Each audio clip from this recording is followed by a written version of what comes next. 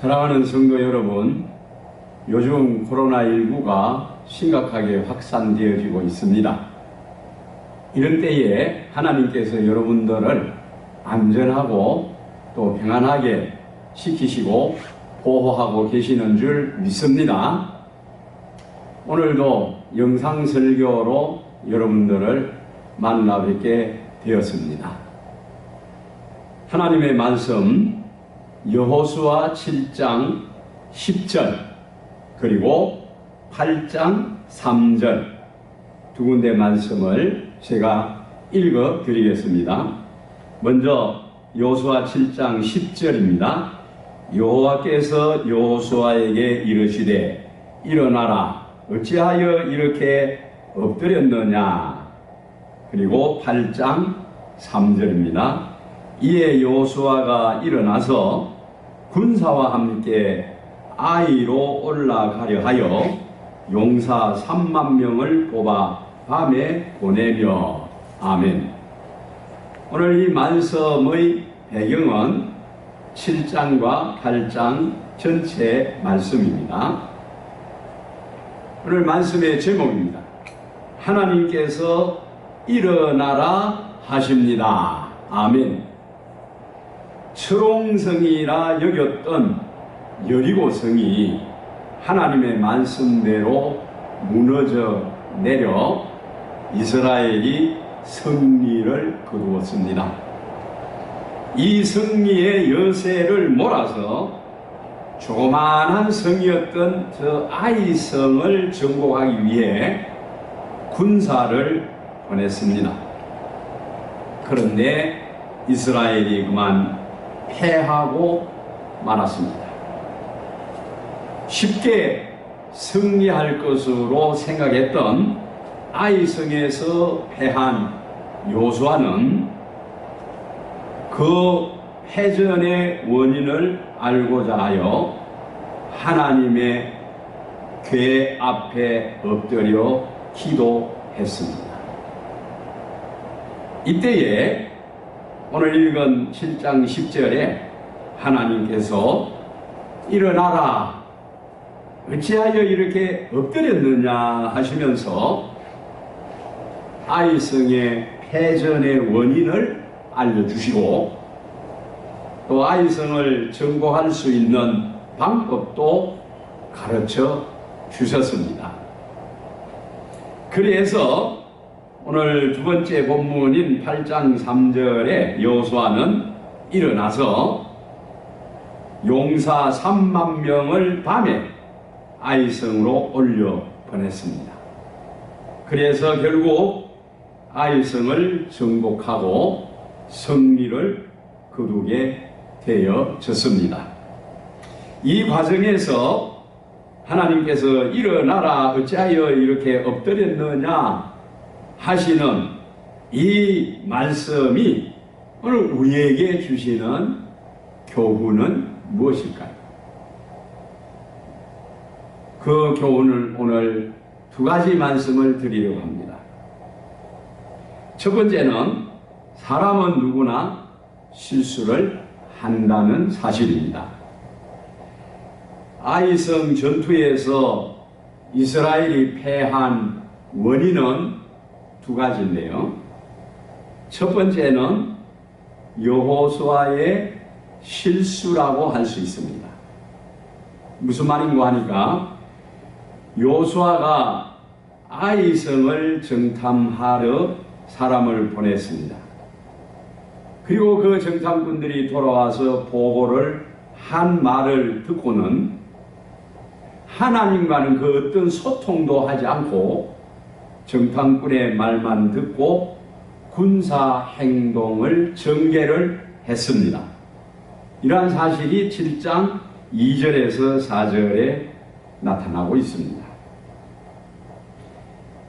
우리 하나님을 믿는 성도들은 큰 일이든 작은 일이든 할 때에 사람의 말을 우선 듣는 것보다 살아계신 하나님과 먼저 소통을 해야 합니다.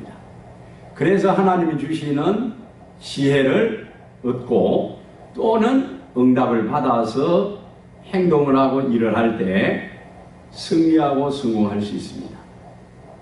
근데 여호수아는 이 아이성 전투의 과정에서 어디를 봐도 하나님과 소통했다는 말씀이 없습니다. 그래서 이것을 여호수아의 실수라고 표현을 합니다. 아이성 전투의 패전 두 번째 원인은 아간의 범죄입니다. 아간이 하나님의 말씀을 어기고 하나님께 바쳐야 될 귀한 물건 중에 얼마를 훔쳐서 감추어 놓았습니다. 이 사실이 7장 11절에 기록되어 있죠.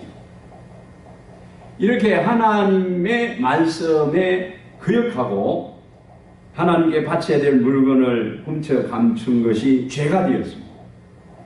그래서 작은 성 아이성의 전투에서 패한 것입니다. 사람은 누구나 실수를 할 수 있습니다. 그래서 야고보 3장 2절에 우리가 다 실수가 많으니 만일 말에 실수가 없는 자라면 곧 온전한 사람이라고 했습니다.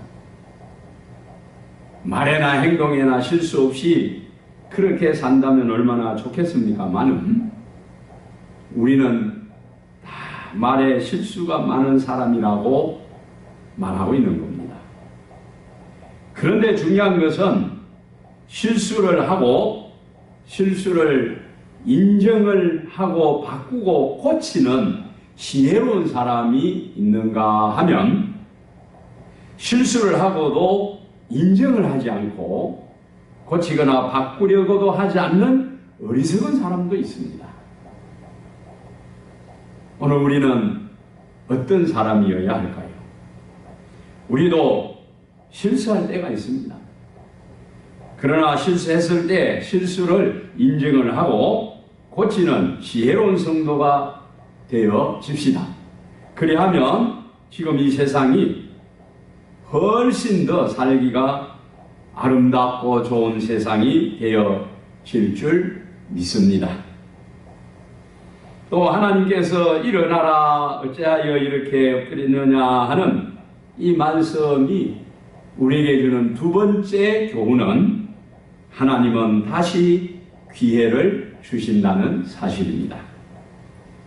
아이성에서 패하고 엎드려 있는 여호수아에게 하나님께서 일어나라 어찌하여 이렇게 엎드렸느냐라고 하시면서 앞서 서론에서도 말씀드렸습니다마는 패한 원인을 알려주셨죠. 그뿐만 아니라 다시 올라가서 아이성과 싸워 승리할 수 있는 방법도 알려주셨습니다. 여호수아는 하나님이 알려준 방법대로 해서 결국 아이성을 정복하는 승리를 거두게 되어진 것입니다. 이렇게 하나님께서는 여호수아와 이스라엘 백성들에게 아이성에서 패전했던 그들에게 다시 기회를 주어서 성리케 하시는 은혜를 베풀어 주셨던 겁니다. 이렇게 여호수아뿐만 아니라 엘리야 선지자에게도 열왕기상 19장 1절에서 8절의 말씀에 보면 하나님께서 다시 기회를 주시는 말씀이 있습니다. 엘리야가 절망감에 빠져서 저 깊은 광야로 들어가 로뎀나무 아래 앉아서 죽기를 원하고 있었습니다. 이때 하나님은 천사를 보내어 어루만져 주시면서 먹을 것을 주셔서 일어나게 해 주셨습니다. 이렇게 하나님께서 천사를 엘리야에게 보내어 어루만져 주시고 먹을 것을 주시고 일어나게 하신 것도 엘리야를 일으켜 다시 일하게 하시는 기회를 주신 것입니다. 하나님은 우리가 실수를 하거나 실패를 하고 또 절망에 빠져 있을 때 탓하시지를 않습니다.